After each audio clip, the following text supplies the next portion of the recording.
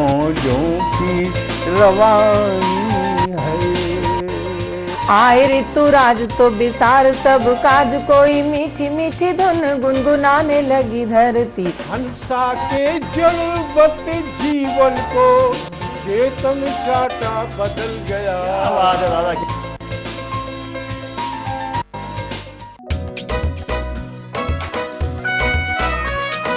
हर पल मस्ती और रंगीन विद सतमोला नमकीन, इससे बेटर है नथिंग। सतमोला नमकीन डिफरेंट टेस्ट है बेमिसाल, पनीर भुजिया भी कमाल, इसके टेस्ट के सब शौकीन। हाँ सतमोला नमकीन, सतमोला स्वीट्स एंड नमकीन, इससे बेटर है नथिंग। हाँ सतमोला नमकीन।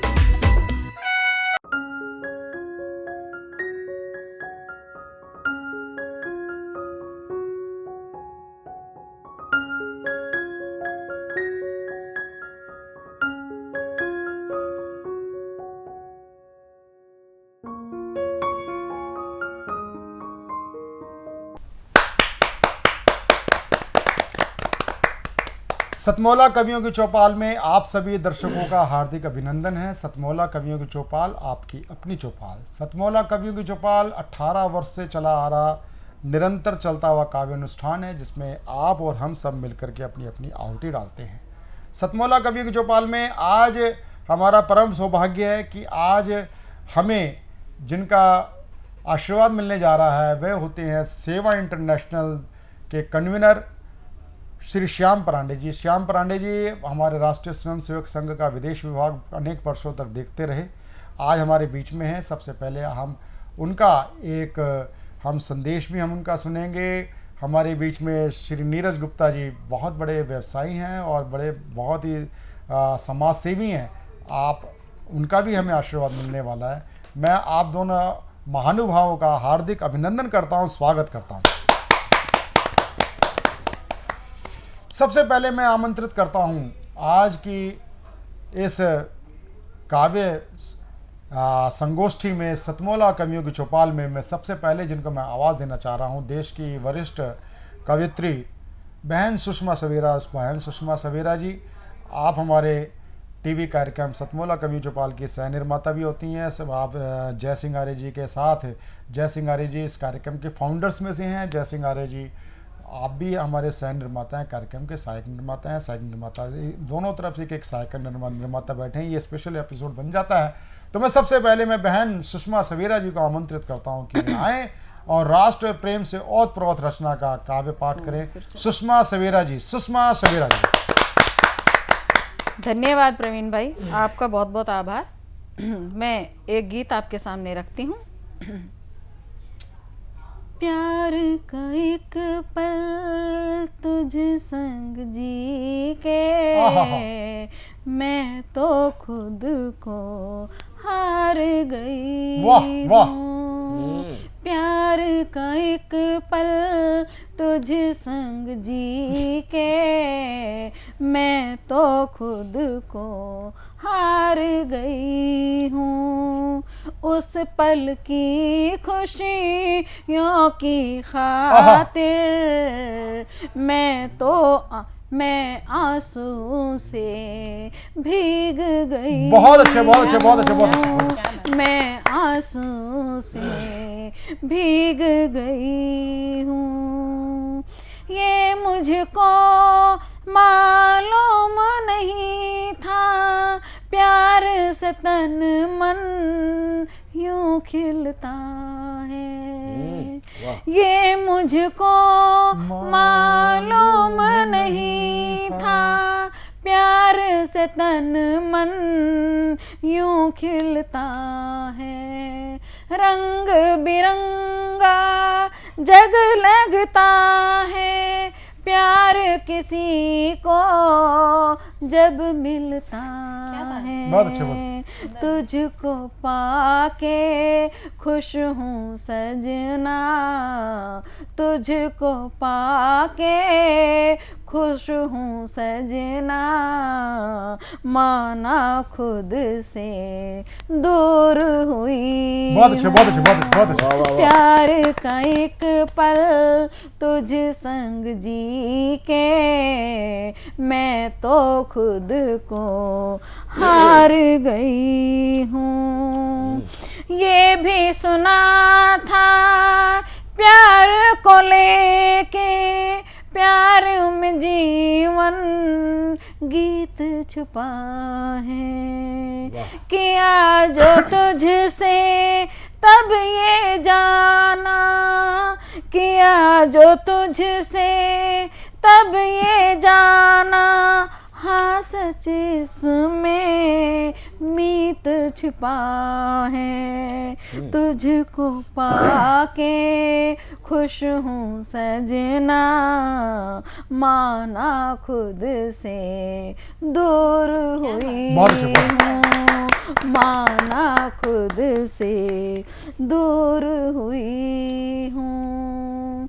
दिल करता है सारा जीवन अर्पण कर दूं प्रीत में तेरी, जी करता है सारा जीवन अर्पण कर दूं प्रीत में तेरी, और लुटा दूं अपनी सांसें पास में सजना जो है मेरी।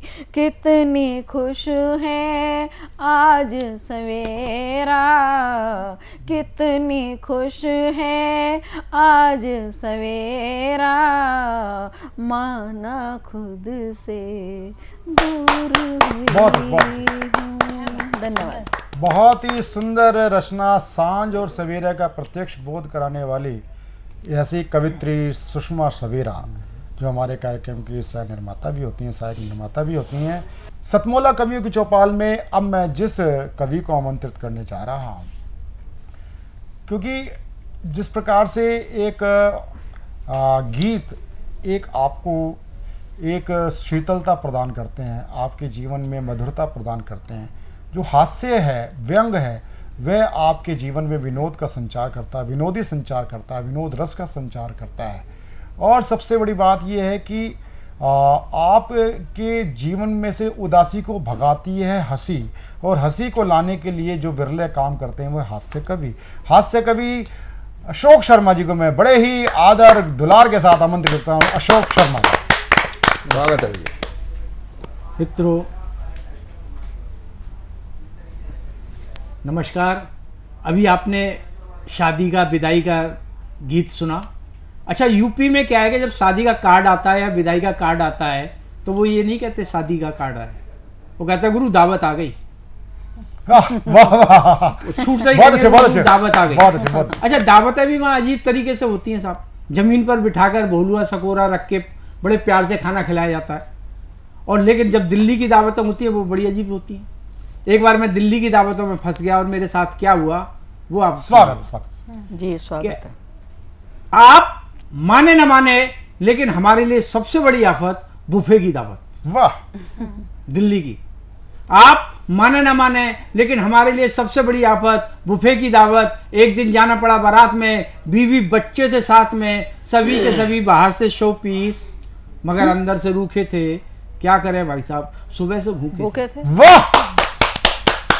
जैसे ही खाने का संदेश आया हाल में भगदड़ सी मच गई पंडाल में। एक के ऊपर एक बरसने लगे, जिसने झपट लिया तो झपट लिया, बाकी के खड़े तरसने लगे। क्या बात। एक व्यक्ति हाथ में प्लेट लिए इधर से उधर चक्कर लगा रहा था। एक व्यक्ति हाथ में प्लेट लिए इधर से उधर चक्कर लगा रहा था। खाना लेना तो दूर उसे देख भी नहीं पा रहा था। वाह वाह वाह वाह वाह वाह वाह वाह वाह वाह वाह। बहुत खूब। दूसरा अपनी प्लेट में चावल की तस्तरी झाड़ लाया था। दूसरा अपनी प्लेट में चावल की तस्तरी झाड़ लाया था। उससे कहीं ज्यादा तो अपना कुर्ता फाड़ लाया था। क्या बहुत खूब। बहुत अच्छे। तीसरी एक महिला थी जो ताड़ के वृक्ष की तरह तनी थी। उसकी आधी साड़ी पनीर की सब्जी में सनी थी। बहुत अच्छे, बहुत अच्छे। उसे बार बार धो रही थी, पड़ोसन की पहन कर आई थी, इसलिए रो रही थी। चौथा बेचारा गरीब था, लाचार था। चौथा बेचारा गरीब था, लाचार था, इसलिए कपड़े उतार कर पहले से ही तैयार था। बहुत अच्छे, बहुत अच्छे, बहुत अच्छा चित्र है। बढ़िया। पांचवा अकेले ही सारे दंड पेल रहा था। पांचवा सारे झेल रहा था और अकेले ही दंड पेल रहा था। छठा काल्पनिक खाना खा रहा था, प्लेट दूसरे की देख रहा था, मुंह अपना चला रहा था। बढ़िया। सातवें का मालिक ही रब था। सातवें का मालिक ही रब था, प्लेट तो उसके हाथ में थी मगर हलवा गायब था। बहुत अच्छे, बहुत अच्छे। बढ़िया, 7 अजूबे हो गए। आठवां अजीब हरकतें कर रहा था। अजीब हरकतें कर रहा था, खाना खाने की बजाय अपनी जेबों में भर रहा था। 9वां पड़ोसी था जो ज्यादा ही फुर्ती दिखा रहा था, अपने बच्चों के हाथों में प्लेटें दे देकर घर को भगा रहा था। बहुत अच्छे, बहुत अच्छे, बहुत अच्छे, बहुत अच्छे। 11वां स्वयं लड़की वाला था, जिसके प्राण कंठ में अड़े थे। घराती तो सारे जीव रहे थे और बराती बेचारे सड़कों पर खड़े। बहुत अच्छे, बहुत अच्छे, बहुत अच्छे, बहुत अच्छे। अंत में देखते हुए ये हालत, हमने अपनी पत्नी से कहा, डियर लौट चलें सही सलामत। सुनते ही पत्नी बिगड़ गई, पता नहीं किस बेवकूफ के पल्ले पड़ गई। इससे अच्छा तो किसी हट्टे कट्टे से शादी रचाती, कम से कम भूखी तो ना मारी जाती। बहुत अच्छे, बहुत अच्छे। लेकिन इससे शादी रचाकर आज तक अपने मन को कचोट रही हूँ और जिंदगी में पहली बार किसी दावत से भूखी लौट रही हूँ। बहुत अच्छे, बहुत अच्छे, बहुत अच्छे। अशोक शर्मा जी का ये बूफे की दावत एक दृश्य तो है, लेकिन साथ ही साथ बूफे की दावत से पहले उन्होंने गांव की दावत का जो एक दृश्य बताया था। आज ये हंसी का एक विषय नहीं है। जब भी एक्चुअली मुझे गांव से किसी क्रिया की या ब्रह्मभोज का कोई निमंत्रण मिलता है तो मैं उत्साह से भर जाता हूं, और मेरी आंखों के आगे वही पतलों पे बिठा करके आपको जिमाया जाता था, और उससे पहले गौ ग्रास निकाला जाता था, और उसी आशा की किरण में मैं ब्रह्मभोज की दावतें कबूल करता हूं और गांव जाता हूं, और वाकई में डट के भोजन करते हैं, ब्रह्मभोज करते हैं। साथ ही साथ अब वो भी ख़त्म होता जा रहा है। वहाँ पर भी मोतीचूर के लड्डू, रायता, कसौरों में रायता, कुल्हड़ों में रायता, और सौंठ, इसकी मेथी सौंठ की सब्जी, चटनी, और पूरी और आलू की सब्जी, सीताफल की सब्जी होती थी। आज वो भी कहीं गायब हो गई है। वहाँ भी बूफे आ गया है। इसको हम विकास कहेंगे या हम कहीं रसातल में जा रहे हैं अपनी संस्कृति की ओर। ये बूफे की दावत आपको रसातल में आपको ले जाती हुई प्रतीत होती है। साधुवाद देता हूँ अशोक जी को। जोरदार ताली के साथ हम अशोक जी का अभिनंदन करें। अब मैं जिनको आमंत्रित करने जा रहा हूँ वह है देश की वरिष्ठ लाडली कवित्री, और जिनकी गीतों की पहुँच अंतर्राष्ट्रीय स्तर पर पहुँची है, और हमारी तो वो भी लाडली बिटिया है। उसका नाम होता है शुभम त्यागी। शुभम त्यागी के लिए मैं अपने पिताजी की कुछ अमर पंक्तियां के साथ में आमंत्रित करना चाहूँगा। कहूँ क्या किस तरह से जिंदगी को जी लिया मैंने, क्या बात। कहूँ क्या किस तरह से जिंदगी को जी लिया मैंने, चुभन सुई घुटन धागा लबों को सी लिया मैंने। आहा, लबों को सी लिया मैंने। बहुत बढ़िया। बहुत बहुत शुभम त्यागी। शुभम जी, बहुत प्रणाम करती हूँ सतमोला कवियों की चौपाल के सभी दर्शकों को।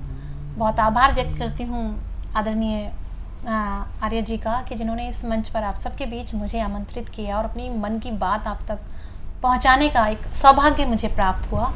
मैं एक गजल पढ़ना चाहती हूँ। उससे पहले मेरा एक मुक्तक पढ़ने का मन है, आप अनुमति दें तो मैं स्वागत। जी सुनिएगा कि पीड़ाओं का स्वर जागा है, पीड़ाओं का स्वर जागा है, मौन इशारा कर दे।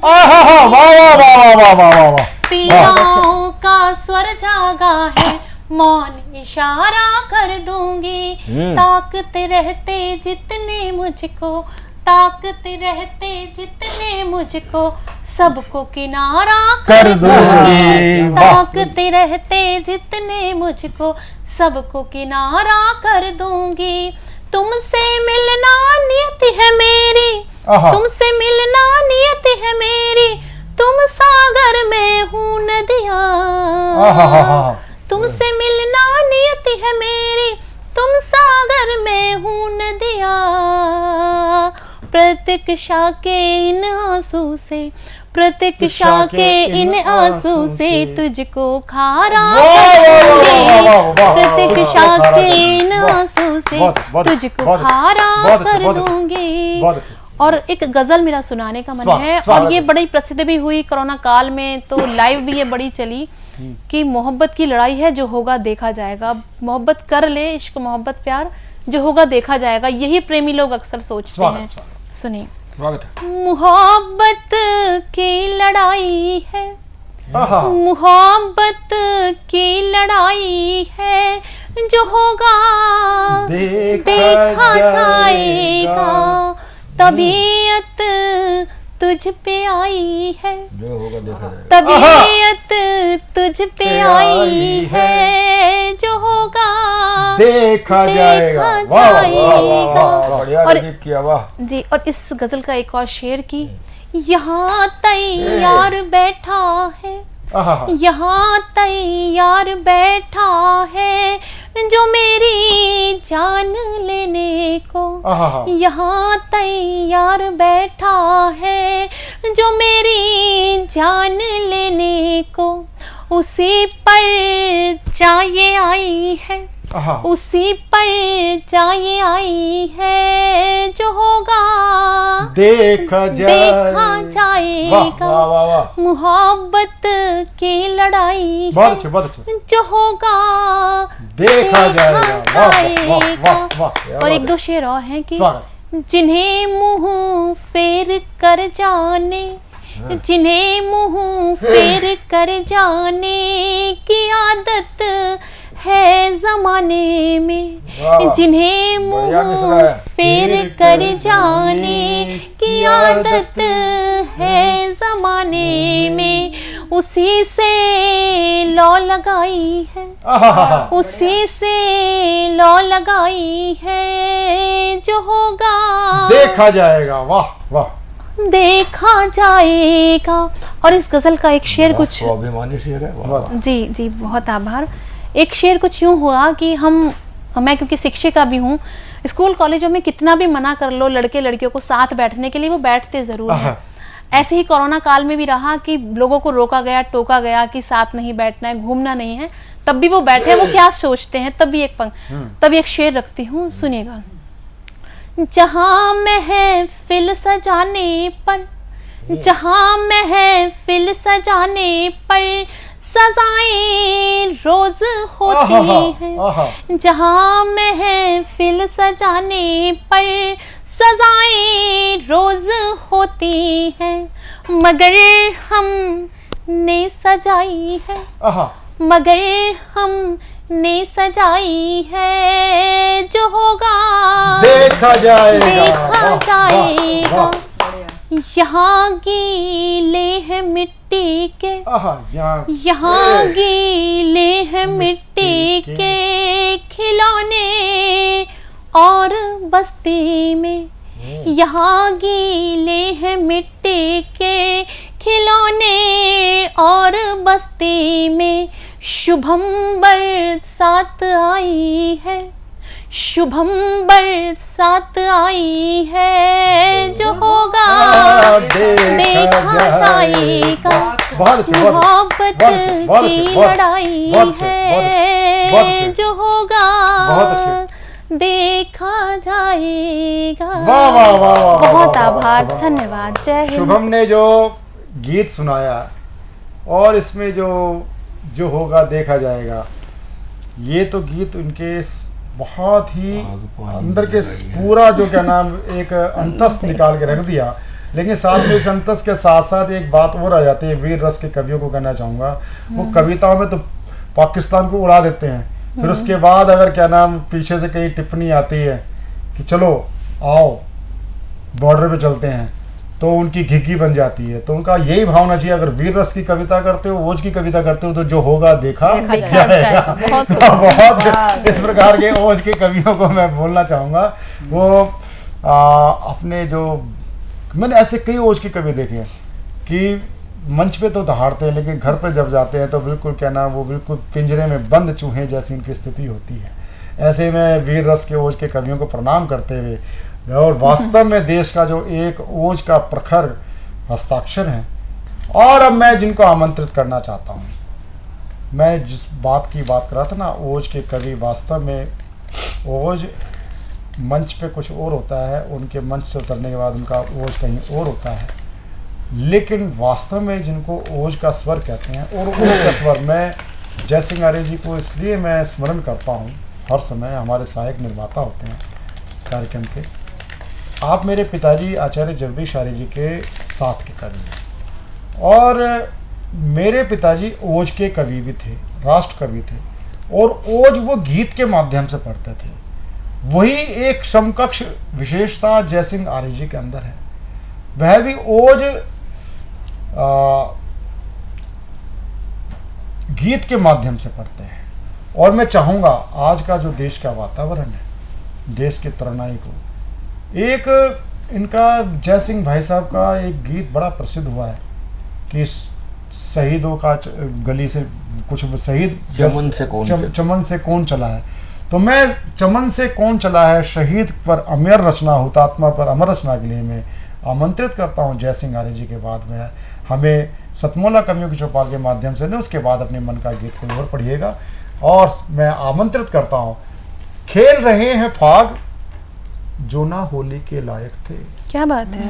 खेल रहे हैं फाग जो ना होली के लायक थे, अरे गद्दी पे बैठे हैं वो जो गोली के लायक थे। मेरा इशारा रामद्रोही सरकारों से, चाहे वो पंजाब में हो, चाहे वो पहले चन्नी हो, देश के प्रधानमंत्री की सुरक्षा को खतरे में डाल दिया जाता है। और एक रामद्रोही मुख्यमंत्री कश्मीर फाइल दे को टैक्स फ्री ना करके वो बोलता है कश्मीर में तो ऐसा जनसंहार हुआ ही नहीं है, और उसके पूरा सदन पीछे ठट्टा मार करके इतना हंसता हुआ दिखाई देता है, चाहे वो डिप्टी स्पीकर राखी बिरला हो। कितनी बेशर्मी वाली हंसी है। ऐसे जब घटनाएं याद आती हैं जो हमारा रक्त उबाल मार पड़ता है। और ऐसे में ऐसी रचना के लिए मैं आमंत्रित करना चाहूँगा उनको सटीक जवाब देने के लिए। सबसे पहले कौन चला है चमन से, भाई जयसिंह आर्य।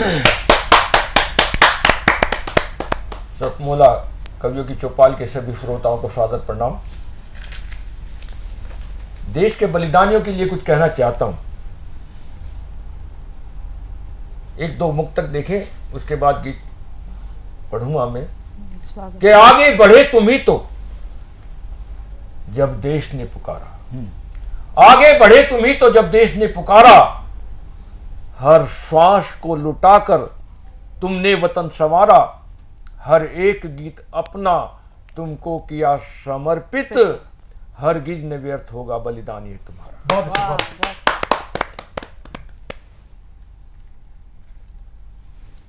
चार पंक्तियां और देखें। खून से जिसने कहानी लिख दी, वाह बहुत बढ़िया, और दरिया की रवानी लिख दी,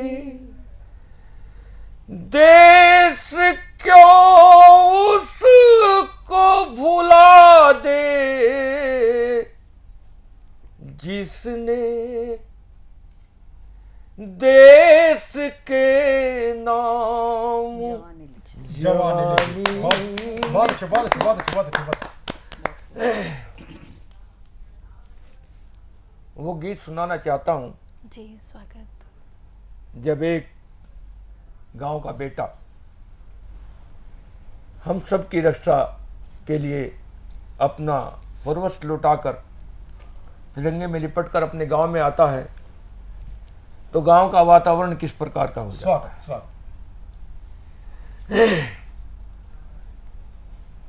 चमन से कौन चल दिया। आहा,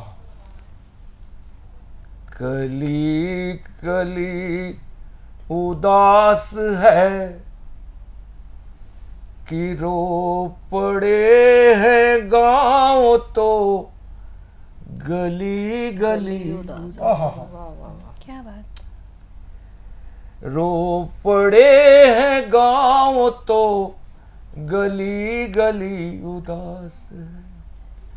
गगन की आँख नम हुई, धरा हृदय दहल गया। आहा, बहुत ये किसके गम की आँच में पत्थर का दिल पिघल गया कि पीटती है सर नमाज, आरती उदास है आहा, चमन से कौन चल दिया।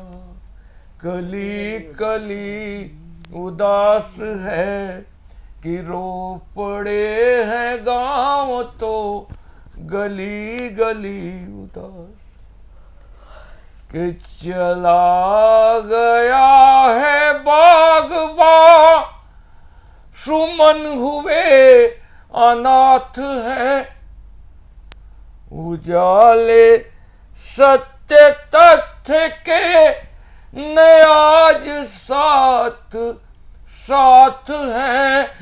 दिवस भी रो रहा यहाँ कि रात भी उदास है। चमन से कौन चल दिया कि चला जिए जो देश के लिए आहा, उन्हें प्रणाम कीजिए। मरे जो देश के लिए उन्हें सलाम कीजिए। उन्हीं बहादुरों का ही ऋणी हर एक सांस है। वाह वाह वाह बहुत सुंदर। कली कली उदास है कि रो पड़े हैं गांव तो गली गली उदास। बहुत ये थे डॉक्टर जयसिंह नारी जी, जो मैंने बात कही ओज और गीत, ये एक भ्रम मैं दूर करना चाहता हूँ। उच्च स्वर में, तीव्र स्वर में ओज पढ़ना अथवा मैं कहूँ नारेबाजी करना, वो ओज नहीं होता। ओज वो होता है आप का मस्तिष्क शून्य कर दे या आपके मस्तिष्क की का आवेग एकदम बढ़ा दे, वो ओज होता है। ओज एक तरह के गीत, चाहे वो लता मंगेशकर जी ने प्रदीप जी का गीत रखा हो, ऐ मेरे वतन के लोगों, वो गीत संचेतना का एक ओज है। और अब सतमोला कवियों की चौपाल में हम एक लेते हैं अल्प विराम। सतमोला कवियों की चौपाल में तब तक अल्प विराम से वापस आएं, तब तक आप खट्टी मीठी गोलियों का आनंद लेते रहें। और आपके साथ और ज्येष्ठ और श्रेष्ठ कवियों के साथ हम मिलते हैं एक छोटे से कमर्शियल ब्रेक के बाद। नमस्कार।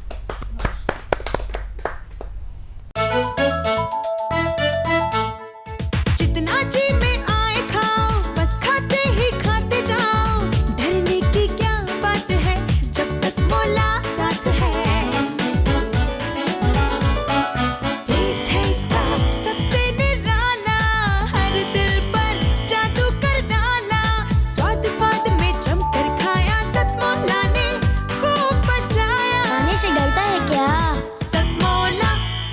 नमस्कार, सतमोला कवियों की चौपाल में एक बार पुनः कमर्शियल ब्रेक के बाद आपका स्वागत है। सतमोला कवियों की चौपाल, आपकी अपनी चौपाल।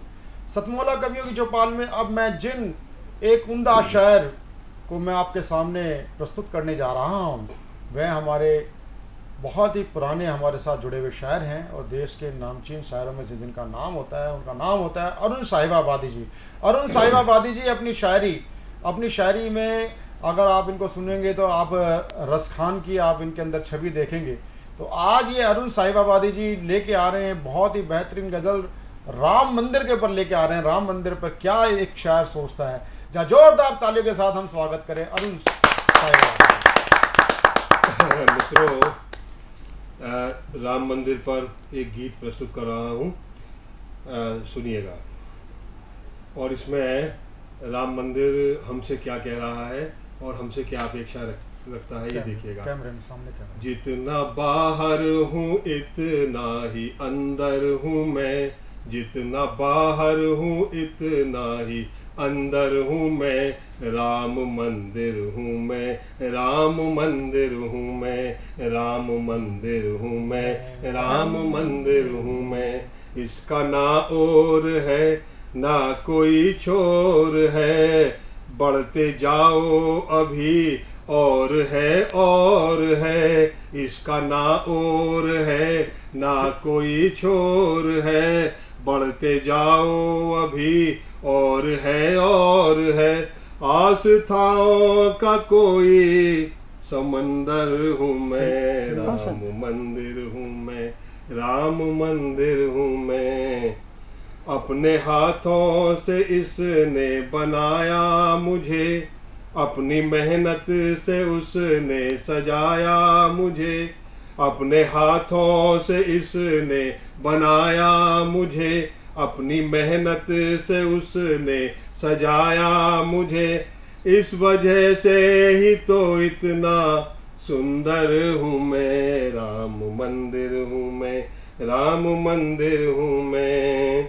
और देखिएगा मित्रों, इस जगह टंग गई उस जगह टंग गई, मेरी तस्वीर अब हर जगह लग गई, इस जगह टंग गई उस जगह टंग गई, मेरी तस्वीर अब हर जगह लग गई।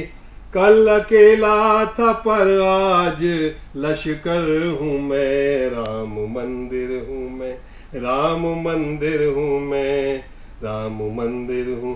राम जी इस जगह पर ही पैदा हुए, लड़खड़ाए यहीं और घुटनों चले, राम जी इस जगह पर ही पैदा हुए, लड़खड़ाए यहीं और घुटनों चले, उनके बचपन का दिलचस्प मंजर हूँ मैं, राम मंदिर हूँ मैं, राम मंदिर हूँ मैं। और देखो मित्रों, जितने भी वकील थे जिन्होंने राम जी के विरोध में मुकदमा लड़ा था, उनकी दुर्दशा हुई, सबकी भयानक बीमारियों से ग्रस्त होकर मरे, अल्पकाल में ही मृत्यु को प्राप्त हुई। देखो तिल तिल मरे वो सभी नास्तिक, दावा करते थे जो राम है काल्पनिक, देखो तिल तिल मरे वो सभी नास्तिक, दावा करते थे जो राम है काल्पनिक, उन वकीलों की बहसों का उत्तर हूँ मैं, राम मंदिर हूँ मैं, राम मंदिर हूँ मैं। और देखो मित्रों, अब समय आ गया है कि जो पुरखों ने भूलें की थी, अब हमें उनका प्रायश्चित करना है। स्वागत देखिएगा। और वो जिसने की शबरी के झूठे बेर खाए, उसके मंदिर का यदि प्रमुख महंत दलित ना हो तो ही वो मंदिर अधूरा है। मेरा आंगन अधूरा है इससे रहित, मेरा पहला पुजारी बनेगा दलित, मेरा आंगन अधूरा है इससे रहित, मेरा पहला पुजारी बनेगा दलित, इसके ऋण को चुकाने का अवसर हूँ मैं, राम मंदिर हूँ मैं, राम मंदिर हूँ मैं। और देखिएगा, भूलने दूंगा हरगिज न तुमको उन्हें, याद आएंगे कोठारी बंधु तुम्हें, भूलने दूंगा हरगिज न तुमको उन्हें, याद आएंगे कोठारी बंधु तुम्हें, उनके बलिदान की एक पिक्चर हूँ मैं, राम मंदिर हूँ मैं, राम मंदिर हूँ मैं, राम मंदिर हूँ मैं। जिसमें हिंदू ही सारी जगह पाएगा, हाँ। एक दिन अपना वो राष्ट्र बन जाएगा जिसमें हिंदू ही सारी जगह पाएगा।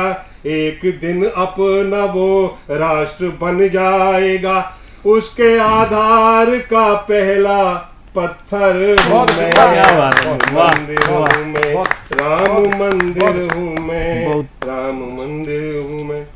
राष्ट्र हिंदू बनेगा तो छा जाऊंगा, मुस्लिमों से सुरक्षा मैं पा जाऊंगा। राष्ट्र हिंदू बनेगा तो छा जाऊंगा, मुस्लिमों से सुरक्षा मैं पा जाऊंगा।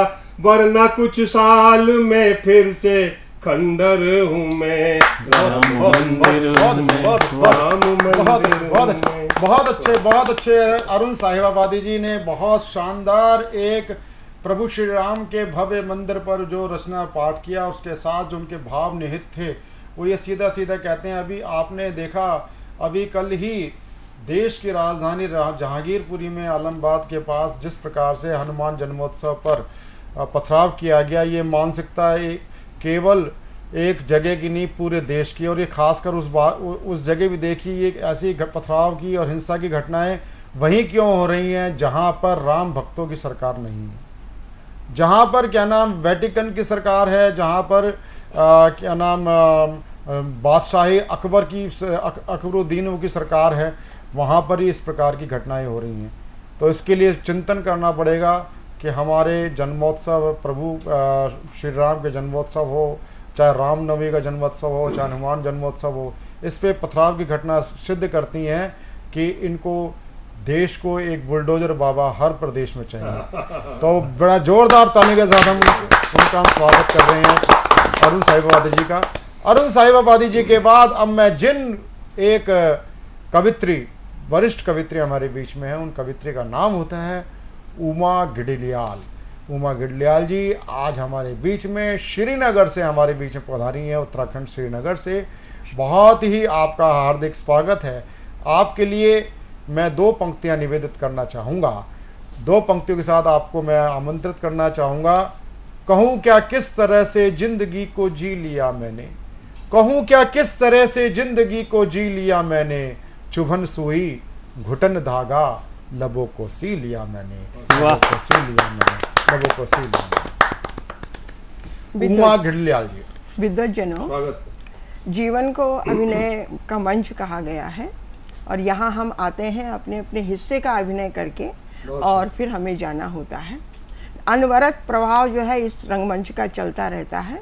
इसी पर मैंने दो पंक्तियाँ लिखी हैं जो आप सब लोगों के सम्मुख प्रस्तुत है। स्वागत। पर्दा उठता है, पर्दा गिरता है, पर्दा उठता है, पर्दा गिरता है, पर्दे के उठने गिरने से ही जीवन चलता है, पर्दा उठता है, पर्दा गिरता है। और जीवन के इस रंग मंच के भाई कई कई है रंग, हर जीवन के इस रंग मंच के कई कई है रंग, और कई कई है रंग, कई कई है ढंग, और कई कई है रंग, और कई कई है ढंग। इन रंगों ढंगों पर ही जीवन सजता है, इन रंगों ढंगों पर ही जीवन सजता है। पर्दा उठता है, पर्दा गिरता है, पर्दे के उठने गिरने से ही जीवन चलता है, पर्दा उठता है, पर्दा गिरता है। कोई उठ उठ गिरता है, कोई गिर गिर उठता है, कोई उठ उठ गिरता है, कोई गिर गिर उठता है, कोई उठ उठ गिरता है, कोई गिर गिर उठता है। इस उठने गिरने में ही जीवन बढ़ता है, बहुत अच्छे, बहुत अच्छे, बहुत अच्छे, बहुत अच्छे। उठने गिरने में ही जीवन बढ़ता है। पर्दा उठता है, पर्दा गिरता है, और कभी हंसी की धूप और कभी आंसू के बादल, और कभी हंसी की धूप और कभी आंसू के बादल, कभी हंसी की धूप और कभी आंसू के बादल, इन आंसू बादल में ही जीवन फलता है। इन आंसू बादल में ही जीवन फलता है। पर्दा उठता है, पर्दा गिरता है, पर्दे के उठने गिरने में ही जीवन चलता है। पर्दा उठता है, पर्दा गिरता है, और कभी सुखों की छाया और कभी दुखों की माया, और कभी सुखों की छाया और कभी दुखों की माया, अरे कभी सुखों की छाया और कभी दुखों की माया, इस छाया माया में ही जीवन पलता है। बहुत अच्छे, बहुत अच्छे, बहुत अच्छे। इस छाया माया में ही जीवन पलता है। पर्दा उठता है, पर्दा गिरता है, पर्दे के उठने गिरने में ही जीवन चलता है। पर्दा उठता है, पर्दा गिरता है, और कभी आशा का भोजन और कभी निराशा की भूख, और कभी आशा का भोजन और कभी निराशा की भूख, कभी आशा का भोजन और कभी निराशा की भूख, इस भूख और भोजन में ही जीवन पलता है। इस भूख और भोजन में ही जीवन पलता है। पर्दा उठता है, पर्दा गिरता है, पर्दे के उठने गिरने में ही जीवन चलता है। पर्दा उठता है, पर्दा गिरता है। बहुत अच्छे उमा जी, बहुत अच्छे। आपका ये गीत जीवन का एक दर्शन था। जीवन के दर्शन पर आपकी इतनी शानदार प्रस्तुति के लिए मैं आपको साधुवाद देता हूँ। सतमौला कवियों की चौपाल से आपका हार्दिक अभिनंदन। अब मैं जिस शायर को आमंत्रित करने जा रहा हूँ, उनके कई म्यूजिक एल्बम आ चुके हैं उनके गज़लों के, और हमारे बीच में, हमारे साथ, हमारे बीच में बहुत दूर पंजाब से हमारे बीच में पधारे हैं श्री मनोज फगवाड़वी जी। मनोज फगवाड़वी जी फगवाड़ा से हमारे बीच में पधारे हैं। इनके कई म्यूज़िक एल्बम आ चुके हैं और म्यूज़िक एल्बम आ चुके हैं। म्यूज़िक एल्बम के साथ साथ आज मैं उनकी एक प्रसिद्ध गज़ल के लिए, हिंदी गज़ल के लिए मैं उनको आमंत्रित करने जा रहा हूँ। मनोज फगवाड़वी जी, जरा जोरदार तालियों के साथ हम स्वागत करें उनको। सबसे पहले परवीन आयर जी का बहुत बहुत धन्यवाद, जो हमें दूसरी बार इस चैनल पर बुला रहे हैं। तो पहले मैं अपनी एक गज़ल का शेर सुनाऊंगा, उसके बाद फिर पूरी गज़ल सुनाऊंगा। आदमी को आदमी से प्यार होना चाहिए, आदमी को आदमी से प्यार होना चाहिए, हर बशर में प्रभु का दीदार होना चाहिए। बहुत अच्छे, बहुत अच्छे। हर बशर में प्रभु का दीदार होना चाहिए। और शेर, गज़ल का शेर है, हर घड़ी ही सरूर होता है, हर घड़ी ही सरूर होता है, कब तू इस दिल से दूर होता है। हर घड़ी ही सरूर होता है, कब तू इस दिल से दूर होता है। जान देता है प्यार में आशिक, जान देता है प्यार में आशिक, नाम उसका जरूर होता है, नाम उसका जरूर होता है। कहता हुस्न वाले बड़े हैं दुनिया में, हुस्न वाले बड़े हैं दुनिया में, कम है जिनको गरूर होता है, कम है जिनको गरूर होता है। और अगला शेर सुना, झूठ बोलो या सच कहो यारो, झूठ बोलो या सच कहो यारो, इश्क में भी फतूर होता है, इश्क में भी फतूर होता है। टूटता है और भी बहुत कुछ इसमें, टूटता है और भी बहुत कुछ इसमें, जब भी एक ख्वाब चकनाचूर होता है। बहुत अच्छे, बहुत अच्छे, बहुत चकनाचूर होता है। और अगला शेर सुनिए, देखता है नजर भर कर जब वो, देखता है नजर भर कर जब वो, हल्का हल्का सरूर होता है, हल्का हल्का सरूर होता है। रात भर नींद किसको आती है, रात भर नींद किसको आती है, जब कोई खास दूर होता है, जब कोई खास दूर होता है। और अगला शेर सुनिए, उसकी करता है बंदगी जो भी, उसकी करता है बंदगी जो भी, उसके चेहरे पे नूर होता है। और मक्ता पेश है सर, मन की बातें मनोज की सुनकर, मन की बातें मनोज की सुनकर, कुछ तो दिल में हजूर होता है, कुछ तो दिल में हजूर होता है। बहुत बहुत धन्यवाद। बहुत बहुत आभार मनोज जी। हमारे मनोज जी अखिल भारतीय साहित्य परिषद पंजाब प्रदेश के आप संयोजक भी होते हैं, और अखिल भारतीय साहित्य परिषद में वहाँ पर आप हिंदी की आप अलग जगा रहे हैं। मैं आपका हार्दिक अभिनंदन करता हूँ श्री मनोज कविया। अब मैं आमंत्रित करना चाहता हूँ एक नव पुष्प जिनका नाम होता है आशुतोष द्विवेदी जी। आशुतोष द्विवेदी जी हमारे बीच में पधारे हैं उत्तर प्रदेश से, कानपुर के नज़दीक से। बहुत ही श्रृंगार के आप बहुत अच्छे कवि हैं, तो मैं आमंत्रित करता हूं एक नए पुष्प को जरा जोरदार ताली के साथ आप उनको आशीर्वाद प्रदान करें। आशुतोष द्विवेदी जी। सादर नमस्कार। मेरी आज की जो कविता है वो एक सैनिक के परिवार की है। उसकी पत्नी और सैनिक की माँ के मन में क्या भाव आता है, इसको आप लोगों के सामने रखने का प्रयास करूँगा। मेरा यार तिरंगा लाया, मेरा यार तिरंगा लाया, मांग हुई सुनी तो क्या मेरा प्यार तिरंगा लाया, दिलदार तिरंगा लाया। और पिछले ही महीने पति छुट्टी पे आया होता है, तो तब का वर्णन करते हैं। पिछले महीने साथ था मेरे, पिछले महीने साथ था मेरे, कहने लगा सौभाग्य है मेरे, भारत माँ की सेवा में हूँ, इस धरती का निगहबान मैं हूँ। मैं न रहूं अफसोस न करना, आँखों से ना निकले झरना, हिम्मत से मुस्कान तुलाना, जनगण मन तू मुझे सुनाना। अब इसके बाद पत्नी का जो स्थिति होती है उसको आप लोगों के सामने रखने का प्रयास कर रहा हूँ। यह सुनकर मैं चुप हो बैठी, आंखों से यूं निकले मोती, पर मुझको अफसोस नहीं था, गर्वित हृदय संतोष भरा था।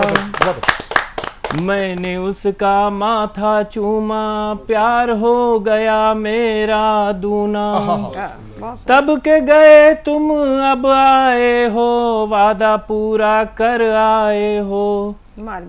ऐसा लोग कहाँ हैं करते, मातृभूमि पर सब ना मरते। शपथ वो पूरी करके आया, 3 रंग की चूनर लाया, मेरा प्यार तिरंगा लाया, दिलदार तिरंगा लाया। अभी लगता है पास हो मेरे, हाथों में है हाथ वो तेरे, आँख में है तस्वीर तुम्हारी, तू मेरा प्यारा मैं तेरी प्यारी। फिर जन्म मिले तो तुझ संग हो, इस जीवन में तेरे रंग हो, ये जीवन धन्य हुआ प्रियतम, जो मैंने तुझको पाया, मेरा प्यार तिरंगा लाया, दिलदार तिरंगा लाया। अब आपके सम्मुख माँ के मन में क्या भाव होता है वो रखता हूँ। मेरा लाल तिरंगा लाया, प्यारा लाल तिरंगा लाया, धन्य हुई ये कोख हमारी, अमर हुई संतान हमारी, मेरा लाल तिरंगा लाया, प्यारा लाल तिरंगा लाया। है याद मुझे जब तू छोटा था, मुझसे लिपट के तू सोता था, तुझको आंचल मैं थी उड़ाती, परियों की थी कथा सुनाती, सुनते सुनते सो जाता था, मीठी नींद में खो जाता था। अब की बार जो तू आया है, धरती की गोद में सो आया है, 3 रंग का आंचल ओढ़े, भारत माँ का हो आया है। बहुत अच्छे, बहुत अच्छे, बहुत अच्छे। बेटा अगर दूजा जन्म मिले, तुझसी संतान से कोख सजे, हे भारत माँ आभार तेरा, मेरा पूत जो तुझको भाया, मेरा लाल तिरंगा लाया, मेरा लाल प्यारा लाल तिरंगा लाया। बहुत अच्छा, बहुत अच्छा, बहुत अच्छा। मेरा लाल तिरंगा लाया, मेरा लाल तिरंगा लाया। बहुत ही उस माँ को साधुवाद प्रणाम, शत शत प्रणाम, जिसके भाव आपने अपनी कविता के माध्यम से दिए। अब मैं आमंत्रित करना चाहता हूं कार्यक्रम के अंतिम चरण में, उसमें हमारा एक नया सेगमेंट होता है। जो लोग दूरस्थ क्षेत्र से होते हैं, जो नहीं हमारे पास बीच में आ पाते किसी वजह से, तो ऐसा सेगमेंट वीडियो सेगमेंट है हम आज के कार्यक्रम में, जिनका हम वीडियो सम्मिलित करने जाते हैं। वो देश के वरिष्ठ कवित्री, बहुत ही श्रृंगार की गीतकार शालिनी मुंजाल, चंडीगढ़ से हम उनको आमंत्रित करना चाहते हैं। डॉक्टर कुंवर बचन जी की दो पंक्तियों के साथ। नदी बोली समंदर से मैं तेरे पास आई हूँ, नदी बोली समंदर से मैं तेरे पास आई हूँ, मुझे भी गा मेरे शायर, मैं तेरी ही रुबाई हूँ। शालिनी मुंजाल। नमस्कार दोस्तों, मैं एस्ट्रोलॉजर डॉक्टर शालिनी मुंजाल चंडीगढ़ से हूँ। कोट्स लिखना और छोटी छोटी कविताएं लिखना मेरा एक पैशन है, जिसे मैं रोज़ थोड़ा थोड़ा लिखती हूँ। रोज़ कोई कोट, छोटी कविता, रोज़ मेरी कोशिश रहती है कि मैं एक ज़रूर लिखूँ। हर चीज़ अपने स्वाद से अच्छी लगती है। पकौड़े अगर गरम अच्छे लगते हैं तो लहजे हमेशा नरम ही अच्छे लगते हैं। इधर लहजा बिगड़ा तो अच्छे खासे रिश्तों में देंगन देंगन हो जाती है। प्यार हो, दोस्ती हो या कोई भी रिश्ता, ये हर रूप में खूबसूरत लगते हैं। चाहे मिठास हो, लड़ाई हो या जुदाई हो, हर रूप में ये खूबसूरत दिखते हैं। पर ऐसे में खुशकी अधिक नहीं होनी चाहिए, क्योंकि जहाँ रिश्तों में, प्यार में खुशकी अधिक देर के लिए हो जाती है, रिश्ते हमेशा के लिए खुश्क हो जाते हैं। रिश्ते हो, प्यार हो या दोस्ती, इन सब डोरों का मांझा भरोसा ही है। जहाँ ये भरोसा कमज़ोर पड़ने लगता है, इन सब की डोरें कमज़ोर होकर टूटने लगती हैं।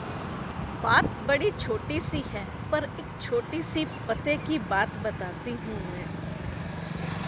अच्छी से अच्छी चाहत ख़त्म हो जाती है अगर धोखा हो जाए तो, परंतु अगर शिद्दत से जमे रहो तो विश्वास मानो, सामने वाला चाहे तुम्हें उतनी शिद्दत से चाहे या ना चाहे, पर खोना तुम्हें कभी नहीं चाहेगा।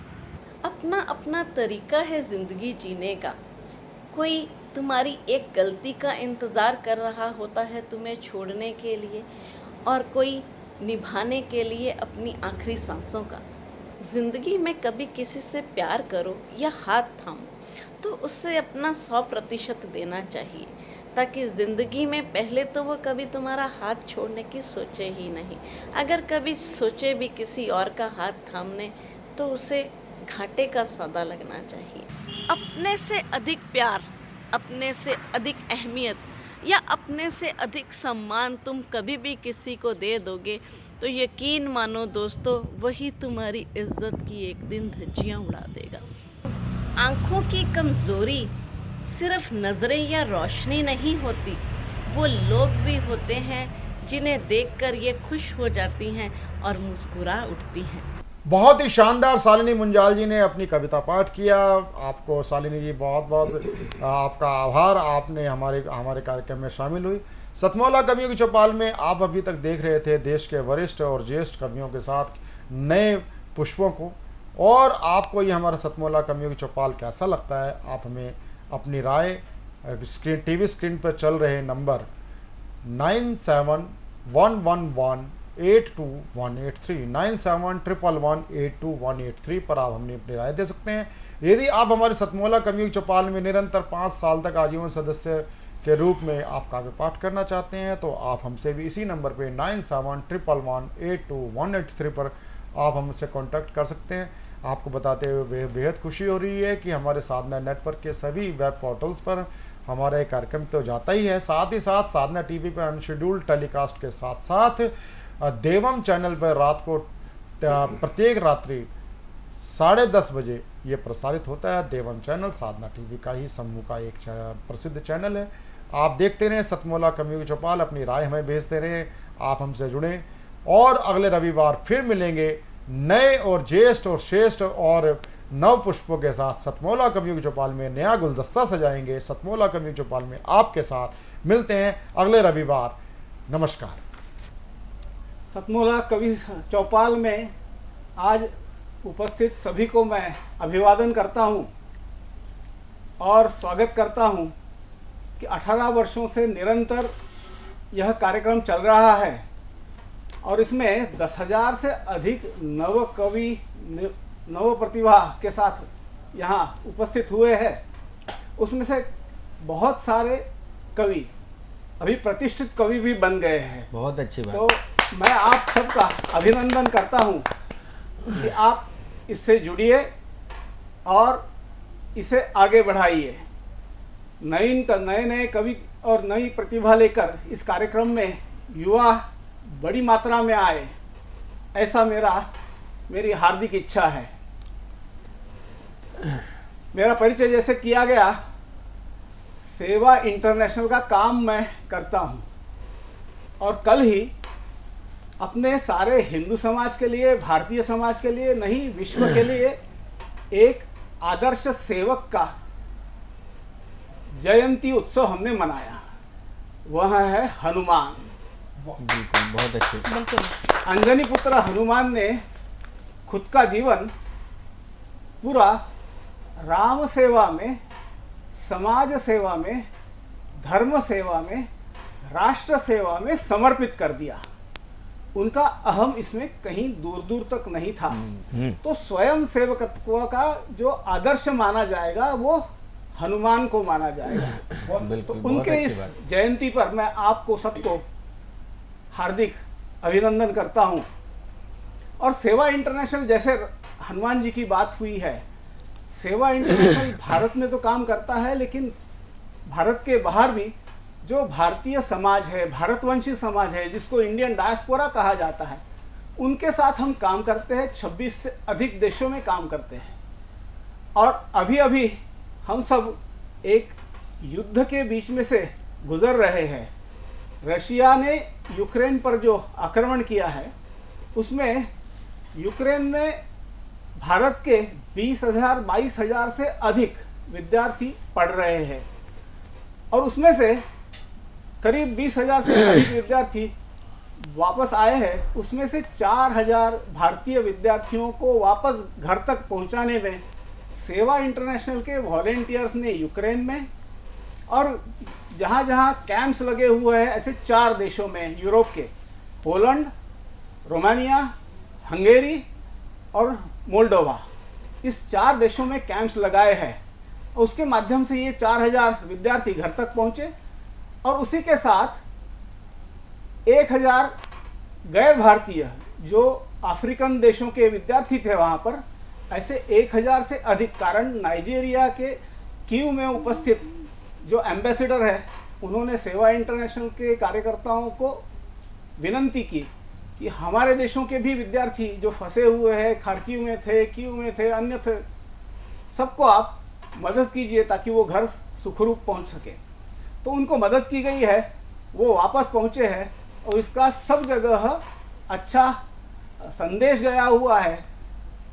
उस देश के राष्ट्रपति ने भी सेवा इंटरनेशनल के इस कार्य के लिए उनको बहुत बहुत बधाई दी है। बहुत अच्छा। वैसे ही अभी भी चारों देशों में कैंप्स लगे हुए हैं, शिविर चल रहे हैं। इन शिविरों में अभी भी जो आ रहे हैं उनको सबसे पहले बॉर्डर पे रोका जाता है, तो वहाँ पर उनका वीज़ा का कार्य कराया जाता है। बॉर्डर क्रॉस कराने के बाद उनको खाना पीना पानी की जो आवश्यकता होती है वो कराई जाती है। और आजकल सबसे प्रमुख जो बात हो गई है कि जो अपना मोबाइल है उसको चार्जिंग करना होता है, तो चार्जिंग स्टेशंस लगाए हुए हैं। और एक ही जगह पर ज़्यादा भीड़ न हो, जैसे पोलैंड के बॉर्डर पर ज़्यादा भीड़ हो गई तो उनको आगे हंगेरी के बॉर्डर पे भेजा गया बसेस की व्यवस्था करके। तो ऐसे कहाँ क्या चाहिए उनको, फिर स्थानिक लोगों के साथ मिलकर उनके खान पान की व्यवस्था करते हैं। 1 दिन 2 दिन रहने की व्यवस्था होती है, फिर उनका आगे भेजा जाता है। तो ये ऐसे वॉलेंटियर्स सारे यूरोप से, इंग्लैंड से वहाँ पर पहुँचे हुए हैं। 7 दिन, 15 दिन, 1 महीना छुट्टियाँ लगाकर खुद के काम को बाजू में रखकर कार्य कर रहे हैं। ये सब हम भारतीयों के लिए अभिमान का विषय है और उस पर हमने गर्व करना चाहिए। और उन सब की तरफ से जो अभी भी लगे हुए हैं, उन सब की तरफ से मैं इस कार्यक्रम को बहुत बहुत बधाई देता हूँ। विथ अ कमेंट, एक छोटा सा संदेश कि भारतीय प्रतिभा सकारात्मक रही है। आप विश्व भर में जाकर आइए, भारत में जितना सकारात्मक या तो पॉजिटिव ऐसा विचार उठता है वो कहीं नहीं उठता है। आज मैं कवियों को सुन रहा था और आप सब भी सुनेंगे, तो ऐसी अनेक प्रतिभाएं निकल कर आती है और सकारात्मक विचार समाज में निर्मित हो। और जैसे भुवनेश जी ने कहा कि राम के मार्ग पर आगे बढ़ना चाहिए, तो उस मार्ग पर बढ़ने के लिए मैं आप सबको बहुत बहुत स्वागत करता हूं, अभिनंदन करता हूं। नमस्कार, वंदे मातरम। बहुत अच्छा।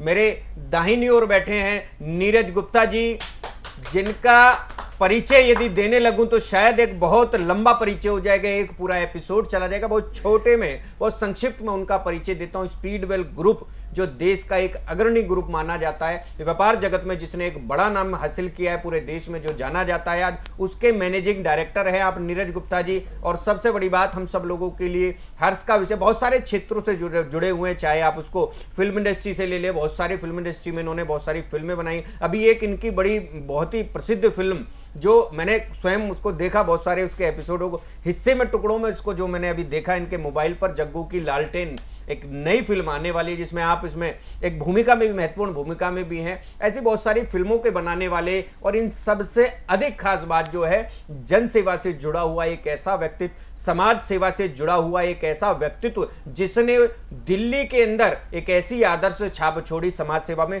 जब देश का नौजवान पबों में जाता हो, बियर बार में जाता हो, उस समय उस युवा ने एक ऐसा लक्ष्य बनाया अपने माता पिता के संस्कारों के बल पर, जिसने ये लक्ष्य बनाया कि इस राष्ट्र की सेवा सदैव समर्पण भाव से करूंगा। जिसने न जाने कितनी एम्बुलेंस चलवाई, जिसने न जाने कोरोना काल के अंदर असंख्य लोगों को अपने गांव में भी भेजा, बसें अपनी लगाकर, और इन सब के अतिरिक्त जो राशन देने की परंपरा रही वो एक बहुत बड़ी रही इनकी। मित्रों, मैं तो कई बार इनको देखता था, हैरान रहता था। मेरे तो बहुत अच्छे मित्र हैं, मेरे सखा हैं अनेक वर्षों से, और मुझको गर्व होता है कि जब इस पीढ़ी के ऐसे लोग समाज सेवा के क्षेत्र में आएंगे तो निश्चित रूप से राष्ट्र अपनी उन्नतियों को प्राप्त करेगा। जब कोरोना काल का संकट इस राष्ट्र पर आया, मोदी जी ने आह्वान किया कि इस राष्ट्र की सेवा के लिए देश के युवाओं को आना पड़ेगा, देश के व्यापारी को आना पड़ेगा। तब इस वैश्य समाज के इस भामाशाह ने आगे बढ़कर मोदी जी के एक बड़े स्तर पर मदद की। मैं उस राशि को नहीं बोलना चाहता, क्योंकि जब मैं राशि बोलूंगा तो शायद कहीं उस राशि का मोल कम हो जाएगा।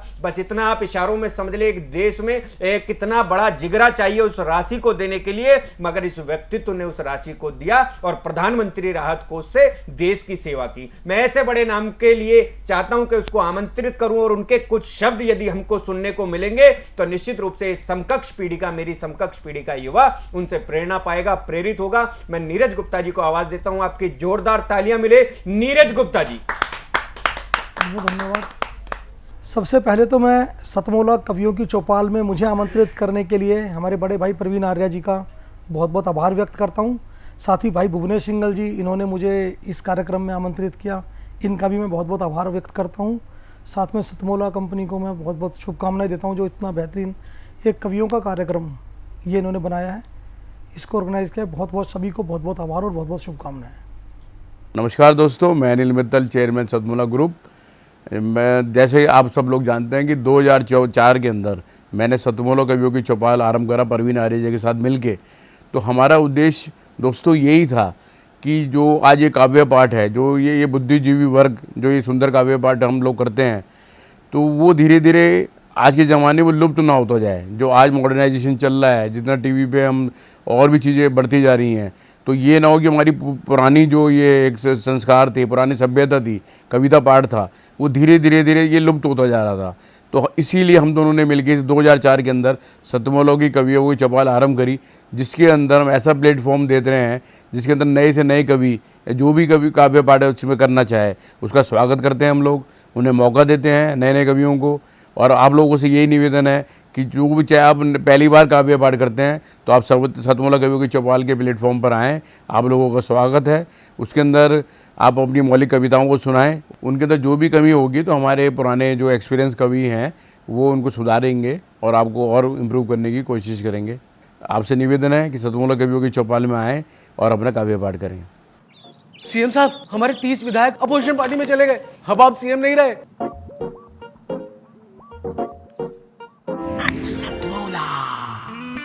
तो अब नया सीएम कौन बन रहा है? चल सतमोला खाओ, कुछ